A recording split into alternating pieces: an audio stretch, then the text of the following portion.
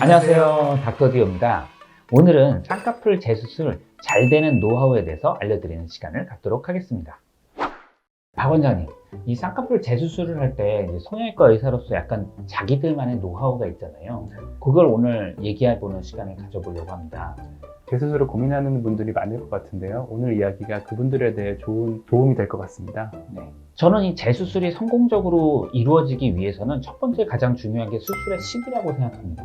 대부분의 여러분들이 아시는 재수술의 골든타임은 수술 후 6개월 뒤 이렇게 생각하시는 분들이 있는데 사실은 한 부분이 더 있습니다.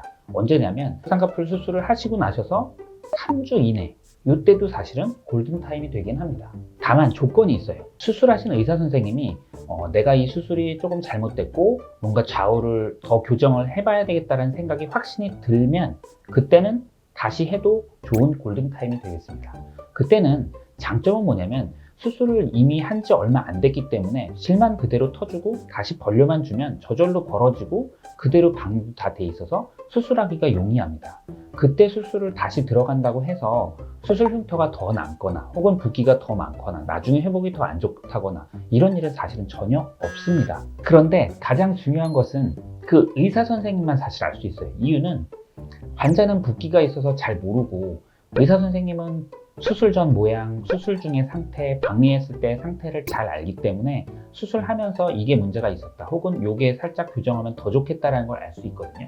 그래서 수술하시고 한 3주 이내에는 수술해 주신 의사 선생님이 판단하에 다시 합시다 하면 그것은 사실 재수술이라고 부르지 않고 재교정이라는 말을 하게 되거든요. 저희는 보통 리비전이라는 표현을 다시 쓰는데 재교정을 다시 하셔도 흉터라든지 나중에 회복이라든지 나중에 결과가 더 안 좋아질지 절대 않으니까 그때도 골든타임의 한 부분이 될 수 있으니까 그것도 하나 참고해 보셔도 될 것 같습니다.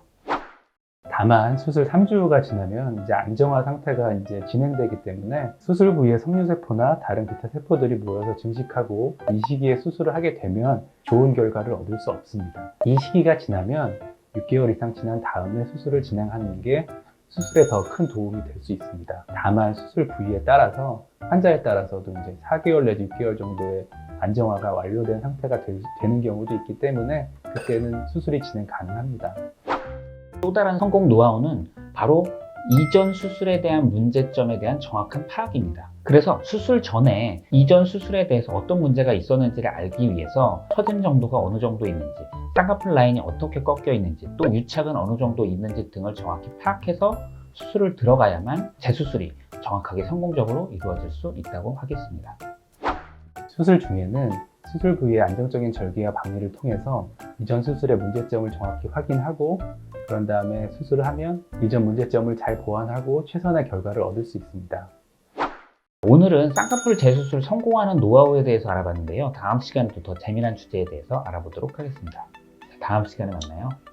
안녕.